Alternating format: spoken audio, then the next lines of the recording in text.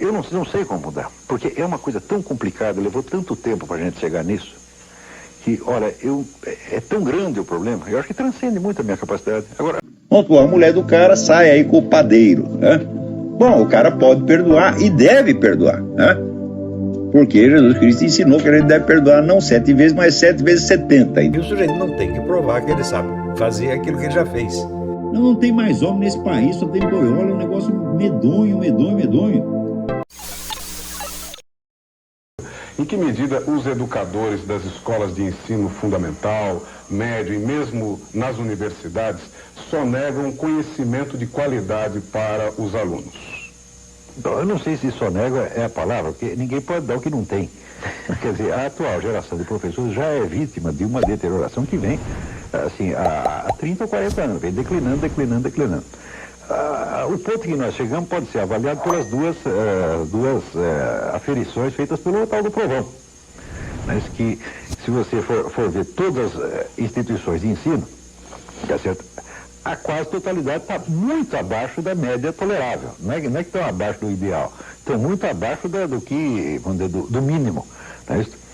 E, mais recentemente, esse exame que foi feito do pós-graduação, a maior parte dos cursos de pós-graduação também estão muito abaixo da média. Se você for ver ensino médio, o que acontece? Fizeram aquele teste, mais ou menos um ano atrás, entre alunos de ensino médio de 32 países, incluindo países bastante pobres, da África, etc. Os nossos alunos tiraram o último lugar. Quer dizer, não é por falta de recursos, o Brasil é um país riquíssimo, e o que se investe em educação aqui é uma monstruosidade. Né? E sempre que se discute a questão da educação, o pessoal logo vai para o lado econômico. Quer dizer, é uma sede de verbas e há uma crença no poder mágico do dinheiro, né? Quer dizer, como se o dinheiro fizesse produzir escultura, né? Mas, olha, se dinheiro produzisse cultura, minha gente, não teria havido nenhuma cultura, digamos, na Inglaterra do século X. E quando eram países paupérrimos na Europa, já tinham cultura elevadíssima. Isso é uma constante da história humana. Vamos dizer que os períodos de grande criatividade cultural raramente coincidem com períodos de grande progresso econômico. A gente hoje pode ficar maravilhado com Platão, Aristóteles, essa coisa. Quando houve essa geração de Sócrates, Platão e Aristóteles, Atenas já não era mais aquela de Péricles, que mandava em tudo. Não, ao contrário, era totalmente decadente, com inflação, miséria, depois invadida, né? Invadido por Esparta, depois invadido pelos macedônios. Ou seja, o país estava numa situação aflitiva e, não obstante, criou, vamos dizer, esta cultura majestosa. Agora, aqui no Brasil, o brasileiro talvez seja o povo mais dinheirista do mundo. O brasileiro tem vamos dizer, uma crença no poder do dinheiro, né? Não acredita em Deus, não acredita em dinheiro. Ele acredita que se der dinheiro para ele, né, o resto ele fará tudo por mágica. Então acredita que primeiro ele tem que ganhar um dinheirão e depois ele vai estudar, vai se tornar um camarada inteligente. Ou seja, inverte a coisa, né? Os outros povos sempre procuram ficar inteligente primeiro para resolver os problemas. Aqui não, quer resolver o problema primeiro e ficar inteligente depois. Então, quer dizer que toda a ideia que se tem sobre educação aqui é uma ideia absolutamente falsa. A educação está muito vinculada a duas coisas. Ou vinculado ao fator econômico, quer dizer, o indivíduo vai estudar não porque ele queira aprender alguma coisa, mas porque ele é obrigado a isso, porque senão o seu acesso ao emprego é bloqueado. Não que a escola vai lhe dar a qualificação para isso, não, mas ela vai lhe tomar a autorização se ele não frequentar. Então a escola não é um benefício, a escola vamos dizer, é a ameaça de um malefício. Então, para não sofrer o malefício, o sujeito vai para a escola. E o outro é o motivo político. Quer dizer, aqui nós temos dois tipos sobretudo universidades. Todas as brasileiras dividem-se em dois tipos. Você tem as universidades caça-níqueis e as universidades caça-votos. Quer dizer, as privadas são caça-níqueis, as estatais são caça-votos, né? E existe uma certa mistura das duas coisas também. Ou seja, a ideia mesmo de que a educação seja um valor em si importante para a própria consistência, para a própria formação do indivíduo, essa ideia nunca entrou aqui. O sujeito sempre vai estudar alguma coisa, ele pensa, vou estudar para quê? Tá certo? Quer dizer, o estudo tem que entrar por ele como se fosse um tubo digestivo, entra para um lado e sai pelo outro. Não tem a ideia de que a educação se incorpora. As pessoas não têm muito essa noção de que a educação não foi feita para lhe dar instrumento para alguma coisa, mas para formar você, para você ser alguma coisa. Para você ter uma personalidade, para você ter consciência, para você saber fazer suas escolhas, para você saber quem você é, para você se orientar no mundo, etc, etc. Ou seja, a educação como, digamos, de fator de fortalecimento, de desenvolvimento da pessoa humana, nunca existiu. A educação aqui é utilitária. Ou é para, vamos dizer, ter uma finalidade profissional, então o sujeito vai fazer aquilo sem acreditar que ele vai aprender profissão, mas ele pelo menos vai ter, ele não quer educação, ele quer apenas o diploma. Porque o diploma é a autorização para fazer aquilo que ele não sabe fazer. Mas, não precisa saber, precisa ter o diploma. Né? E por outro lado tem a ideia da educação como canal de disseminação para propaganda política. Uma doutrinação ideológica absolutamente imbecil, que hoje tomou conta de praticamente tudo. Então, é por isso que a situação é catastrófica. A cultura brasileira, a sociedade brasileira, parece que ela é contra o conhecimento. Ela só quer, não quer o conhecimento, ela quer um arremedo de conhecimento que sirva ou para fins econômicos ou para fins políticos. Ora, não é de hoje que o Brasil é assim, sempre foi um pouco, mas isso foi aumentando, aumentando, aumentando. E agora está vindo a conta. A conta é o fracasso total da nossa educação. A classe dos professores universitários hoje é constituída maciçamente de pessoas ineptas, de analfabetos funcionários, pessoas que não entendem o que lê. E não estou falando de professor primário, eu não estou falando de gente da universidade. Quer dizer, ontem mesmo eu publiquei na Folha um artigo sobre o Congresso de Filosofia que vai ter na Bahia, né? E fazendo um exame do programa, né? É um negócio organizado pela Associação Nacional de Pós-Graduação. E eu dizendo, olha, esse programa aqui é o mesmo programa que vocês poderiam fazer na década de 60. Vocês não aprenderam nada desde então. Os maiores pensadores que apareceram no último meio século continuam totalmente ignorados. Vocês continuam com aquela temática dos anos 60. Hoje sai na Folha uma carta de um sujeito indignado. Não é nada disso, você estava tentando humilhar pesquisadores sérios. Só que quando você lê a carta, o sujeito não sabe regência verbal, não sabe colocação de pronome. Eu digo, mas como é que esse sujeito chegou num pós-graduação se não podia ter saído do primário? E são pessoas assim que não têm a menor consciência de suas deficiências. Por quê? Porque são reconhecidos como professor. Tem lá um diploma de pós-graduação e todo mundo chama de senhor doutor e o indivíduo nunca é testado realmente no seu conhecimento. Né?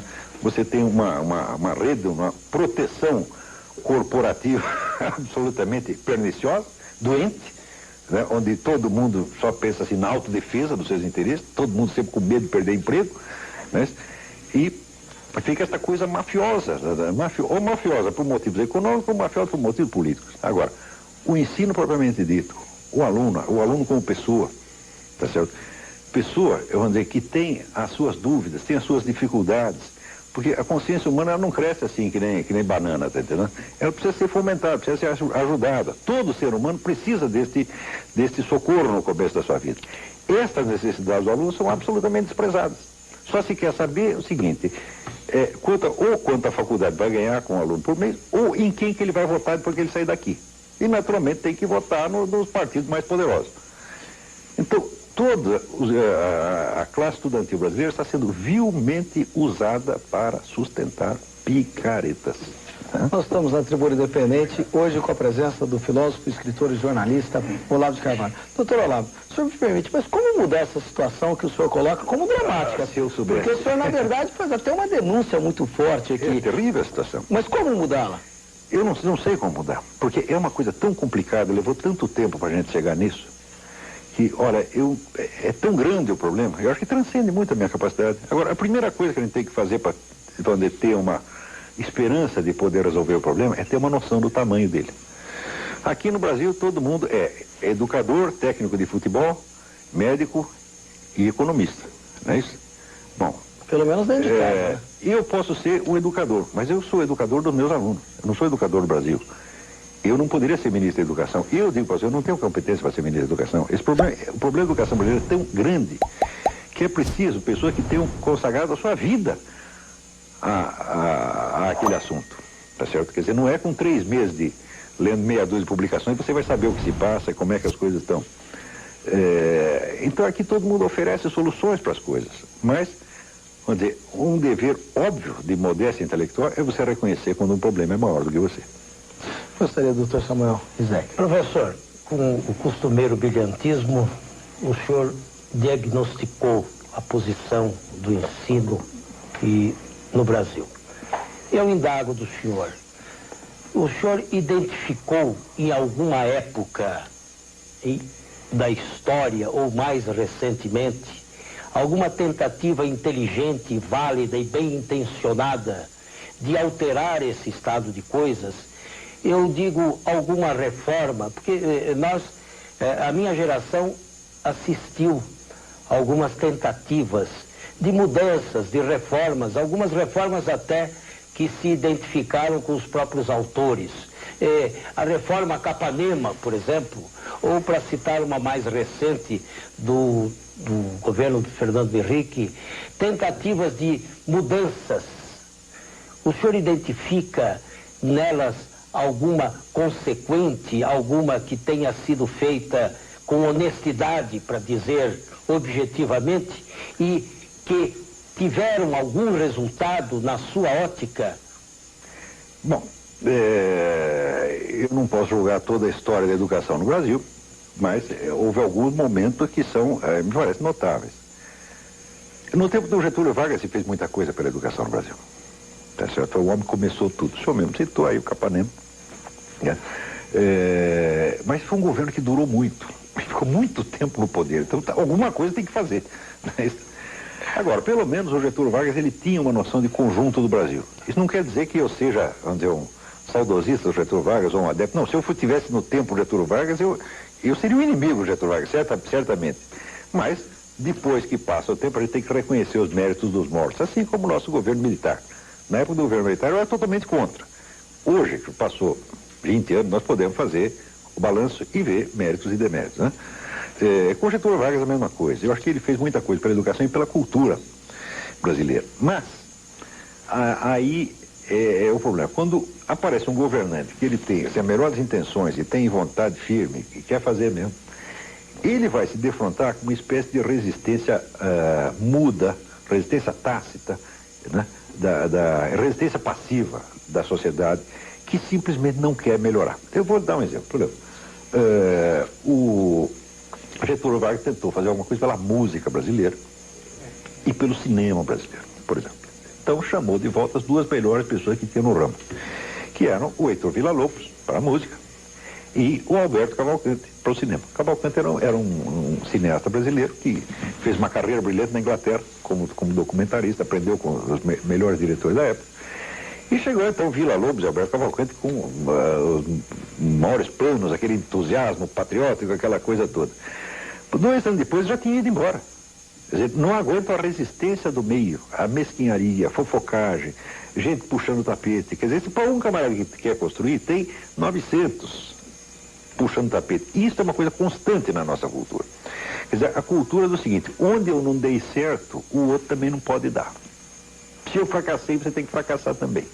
Então é a cultura do caranguejo no balde, tá entendendo? Tem um monte de caranguejo no balde, um caranguejo quer sair, mas o outro pendura na perna dele e vai tudo para baixo. Tá certo? Isso é uma coisa muito profunda no Brasil. Este culto do fracasso, tá certo? E o culto de tudo que vai para baixo. Tá certo? E, evidentemente, isso tem reflexos terríveis no conhecimento. Não querem obras de alto nível, não querem não, isso ofende. O sujeito que faz, por exemplo, a obra de Villa-Lobos é uma ofensa. Aliás, o Tom Jobim que diz, no Brasil o sucesso é insulto pessoal. Digo, olha, o sucesso é insulto pessoal e o conhecimento é um insulto maior ainda. Porque as pessoas acreditam que todo mundo que estuda para humilhá-las. Eu confundo conhecimento com pedantismo, conhecimento com busca de poder. Porque, na prática, muita gente só estuda um pouquinho para esse fim mesmo, mas nem todo mundo faz isso. Tem gente que é muito sincera. Né? Não se pode dizer que Villa-Lobos só estuda o que fez só por vaidade ou para humilhar os outros, ou por pedantismo. Não, ele estava sinceramente interessado naquilo. O próprio Cavalcanti, tá certo? E tantos outros brasileiros que fizeram coisas de muito valor. No fim, todas essas pessoas acabam ou indo embora ou morrendo amarguradas. O Brasil é o país que tem a maior coleção de gênios fracassados da história mundial. Ou eles fracassam ou vão embora. Né? Pouquíssimos têm, vamos dizer, uma resistência para viver no meio deste ambiente. tá certo? E continuar fazendo o que tem de fazer, conservar o bom humor. Eu não sei como é que eu consigo, tá certo? Porque eu não ligo muito para isso, não. Quer dizer, se as pessoas estão gostando ou não estão gostando do que eu estou fazendo, para mim, assim, a minha plateia só tem um espectador. O espectador é Deus, tá certo? Eu não espero que Deus goste do que eu faço, mas pelo menos que Ele perdoe o que eu faço. Se conseguir isso, tá bom. Muito bem. Eu vou pedir licença ao senhor.